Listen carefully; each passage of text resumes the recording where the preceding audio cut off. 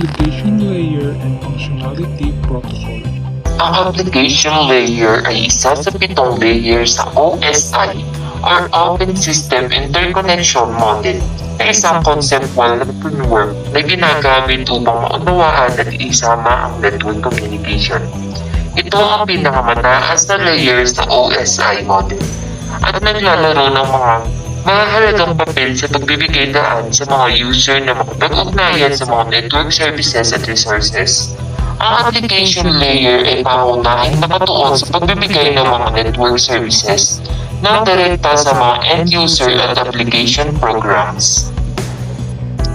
Ang mga halimbawa nito ay application, data link, network, transport, session, presentation, and application. Protocol and Network. Ang protocol ay isang set ng mga tuntunin at konbensyon na nagpapamahala sa paraan ng Pagpapadala o pagtanggapin dito sa isang network at sistema ng komunikasyon. Ito ay nagtatakda ng format, oras, pagkakasunod-sunod at pamamahaba ng mga error sa data na ipinapalitan sa pagitan ng mga aparato o sistema upang matiyak ang maayos na komunikasyon. May iba't ibang uri ng protocol sa networking, kasama ang Communication Protocol, IP Transmission Control Protocol, Internet Protocol. Ito ang ilang halimbawa ng protocol: DNS, HTTP, SMTP, and POP3, FTP, Telnet, and DHCP. Network. Ang isang network ay koneksyon na nagkakaugnay sa mga aparato tulad ng computer, server, router, switch, at iba pa na maaaring mag-ugnay-ugnay at magpahabahagi ng mga resources sa isa't isa. Maaaring maging maliit ngayon ang whole network o malaki gaya ng pag-ibig ng internet. Ang mga network ay may iba't ibang naging kabilang at pagsasama-sama ng data, pagsasama-sama ng resources, communication at pagtutulungan. Pinapayagan nila ang aparato na magpalitan ng data, mag-access sa mga resources tulad ng mga printer o file, at mag-ugnay-ugnay sa iba't ibang aparato o mga gumagamit. Ang mga halimbawa ng network ay local area network, wide area network, wireless network, internet, at topologies. Sa makatuwid, ang mga protocol ay nagtatakda ng mga tuntunin para sa komunikasyon na natitiyak na maayos na maipasama at matanggap ang data, habang ang komunikasyon ay nagbibigay ng infrastruktura at arkitektura upang ang mga aparato ay makapag-ugnay at makapagbigay komunikasyon sa isa't isa. Aplikasyon sa konteksto ng pag-compute ay kadalasang tumutukoy sa mga programang software o aplikasyon na dinisenyo upang magawa ang tiyak na gawain o function para sa mga end user. Maaaring ito ay iba't ibang uri ng software tulad ng mga word processor, web browser, email client, mga laro at productivity tools. Ang mga aplikasyon ay ang mga bagay na direktang kinakausap ng mga user upang magawa ang kanilang mga gawain sa kanilang mga computer o device. Serbisyo sa konteksto ng pag-compute at pag-network karaniwang tumutukoy sa mga functionality na nakabase sa software o network na ibinibigay sa mga user aplikasyon o iba pang mga sistema. Maaari itong magkabila ng function tulad ng mga serbisyong nag-i-imbak ng mga file, ang mga serbisyong email, mga serbisyong web hosting, at mga serbisyong database. Karaniwan, ang mga serbisyo ay tumatakbo sa mga server o infrastructure na nakabase sa cloud, at ito ay ina-access sa pamamagitan ng isang network. Clients and server model. Ang application layer sa networking at software ay maaaring kategoryahin sa dalawang pangunahing uri ng application layer software. Client-side application software. Ang client-side application software ay kilala rin bilang front-end software, ay idinisenyo para sa mga individual na user devices o mga client.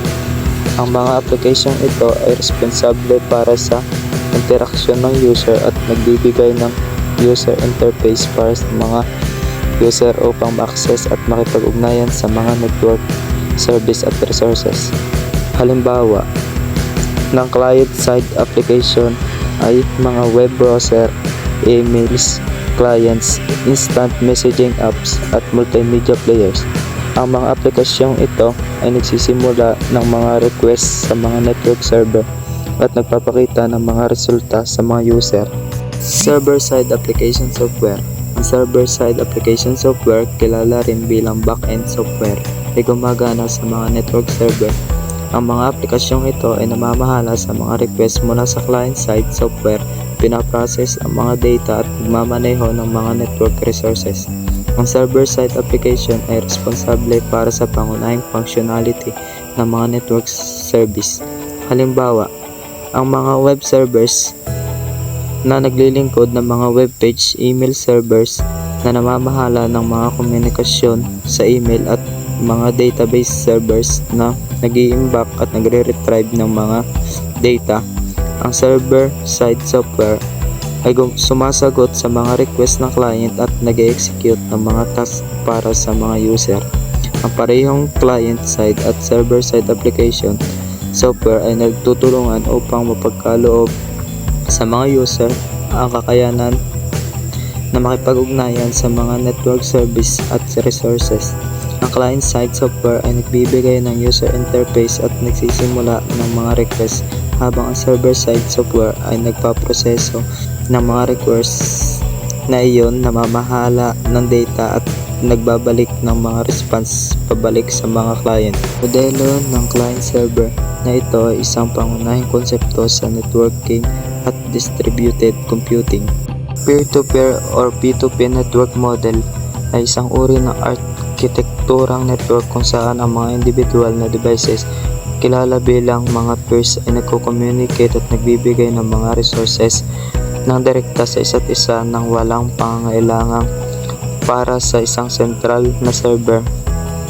Sa isang P2P network, ang lahat ng mga device ay tinuturing na pantay-pantay at bawat device ay maaaring maging client at server, nagbabahagi ng mga resources at serbisyo sa iba pang mga device sa network.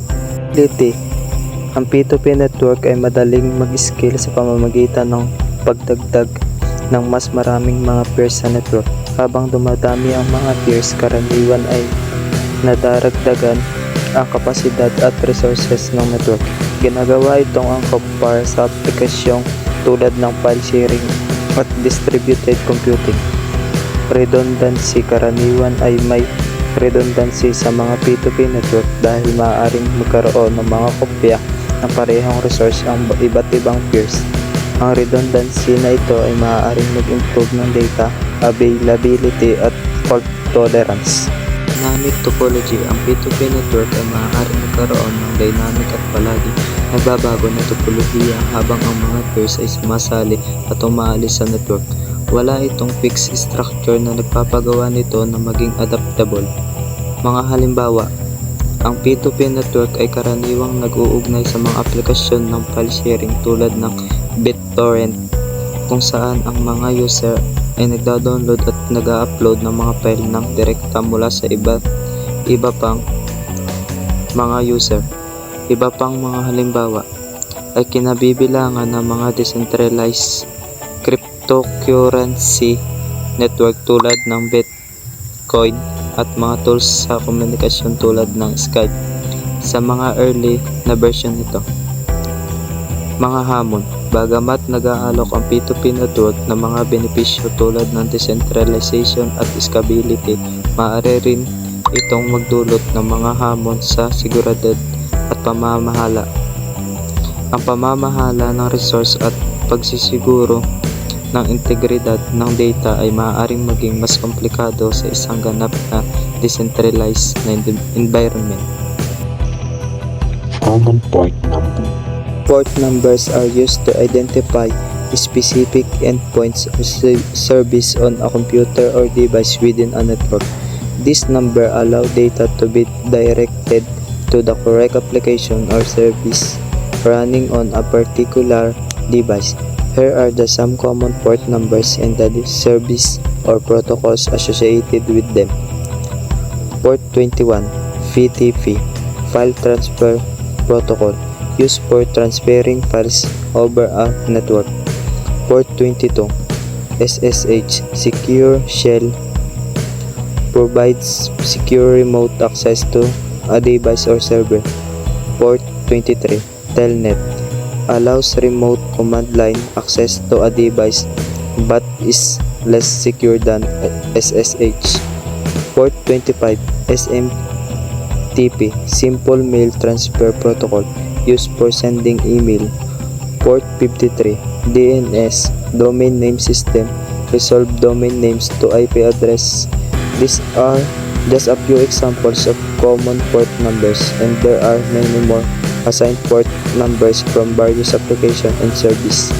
Understanding port numbers is essential for configuring firewalls, routers, and network security, as well as troubleshooting network communication issues.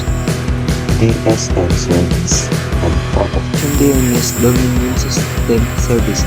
Ang DNS o Domain Name System ay isang mahalagang serbisyo sa internet na nagpapalit ng mga domain name na madaling basahin ng tao tulad ng www.example.com sa mga IP address na madaling intindihin ng makina tulad ng 192.168.1. Ang pagsasalin na ito ay mahalaga dahil ang mga computer at mga device sa internet ay nakikipag-ugnayan gamit ang mga IP address, ngunit mas madali para sa mga tao na tandaan ang mga domain name. Ang mga serbisyong DNS ay binibigay ng mga DNS service na nakadistribute sa buong internet. Ang mga server na ito ay nag-iimbak ng mga database ng mga domain name at mga kaugnay na IP address na nagpapahintulot sa kanila na mabilis na sumagot ang mga DNS query mula sa mga. Ang DNS ay isang serbisyong mahalaga at protocol na may pangunahing papel sa pagsasalin ng mga domain name sa mga IP address na nagpapadali sa internet para sa mga user. Ang DNS protocol ang nagtatakda ng mga patakaran kung paano maganap ang pagsasalin na ito at ang mga komunikasyon sa pagitan ng mga DNS client and server. WW service and HTTP. Ang serbisyong WW ay isang sistema ng nagkakasamang mga dokumento at resources na nag-a-access sa internet sa pamamagitan ng web browser. Ito ay isang serbisyo na nagpapahintulot sa mga user ng browser na makapaghanap at makipag-ugnayan sa web content tulad ng web page, mga larawan, mga video at iba pa. Narito ang ilang mahalagang bahagi ng serbisyong WW. Web content, Uniform Resources Location, Hyperlink, HTTP or HTTPS, mga web browser, HTML, HTTP or Hypertext Transfer Protocol, at marami pang iba. Email Service and SMTP Protocol. Ang serbisyong email ay isang sistema ng komunikasyon sa electronic at pag-post ng mga message, dokumento at iba pang impormasyon gamit ang email address. Ito ay isang mahalagang bahagi ng komunikasyon sa negosyo at personal na buhay ng maraming tao. Narito ang ilang mahalagang aspekto ng serbisyong email. Email address. Bawat user ay may email address na nagiging basihan para sa pagpapadala at pagtanggap ng mga email. Halimbawa, user@gmailexample.com ay isang email address. Mensahe. Ang mga email ay naglalaman ng mga mensahe karaniwang may subject line, body text at iba pang mga attachment o kasamang attachment. Ang mga email ay maaaring magkaroon ng mga attachment o kasamang file tulad ng mga larawan, dokumento o video. Email clients. Ang mga user ay maaaring gamitin ang mga email client software tulad ng Microsoft Outlook at Gmail para magbasa ng mga compose at mag-organize ng mga email. Email service. Email server. Ang email server ay isang pag-iimbak at pagpapasa ng mga email message sa pagitan ng mga sender at receiver. Ang mga email server ay karaniwang may mga protocol tulad ng SMTP at PAP o IMAP para sa mga magmamanage ng email. SMTP, Simple Mail Transfer Protocol at PAP, Post Office Protocol, IMAP, Internet Message Access Protocol. Ang mga ito ay protocol na nag-uugnay sa serbisyo ng email. Narito ang mga pangunahing aspekto ng mga ito. SMTP, Simple Mail Transfer Protocol. Ito ay isang protocol na ginagamit para sa pagpapadala ng email message mula sa email clients ng sender papunta sa email receiver ng sender at mula sa email server ng sender ay papunta sa email server ng receiver. Ito ay responsable para sa pag-transfer ng email message sa buong internet. Ang SMTP ay ginagamit kapag na-isend na ang isang email message. Post Office Protocol. Ito ay karaniwang ginagamit upang i-download ang email mula sa server at i-restore ito o sa lokal na device ng user. IMAP, Internet Message Access Protocol. Ito ay karaniwang ginagamit kapag ang email ay naiiwan sa server. Ang mga user ay nakakapanood at nababago ng mga email sa maraming device. Ang mga email ay nananatili sa server at maraming ma-access mula sa iba't ibang device. Ito ay mas online na proseso. Sa kaubuan, ang SMTP, PAP at IMAP ay mga protocol na nagpapahintulot sa mga email message na ma-send at ma-retrieve ang mga manage sa pagkagitan ng email clients at email server sa serbisyong email. Ang mga ito ay nagpapabuti sa function ng email sa pagpapahintulot sa mga user na ma-organize at ma-access sa kanilang email message mula sa iba't ibang device. DHCP. Ito ay isang network ng protocol na ginagamit para sa automatikong pagdudupin ng IP address sa iba't ibang network configuration settings sa mga device sa isang local network. Ang layunin ng DHCP ay magpandali ang set up at pag-manage ng mga IP address at maiwasan ang complete na IP address sa isang network. Telnet or Telecommunication Network. Ang Telnet ay isang network protocol na ginagamit para sa remote access ng mga computer o network device sa pagitan ng command line interface. Ito ay nagbibigay daan sa mga user na mag-login sa isang remote system at makontrol ito mula sa malayo. Ang Telnet ay isang protocol na nagbibigay daan para sa remote ng terminal access. Ngunit may mga panganib sa mga seguridad dahil sa plain text na komunikasyon. Ito ay kadalasang ginagamit para sa mga debug at pagsasaayos ng mga network device at server. Ngunit mas ligtas ang mga alternatibo tulad ng SSH at mas recommended para sa secure na remote access. File Sharing Service and SMB Protocol.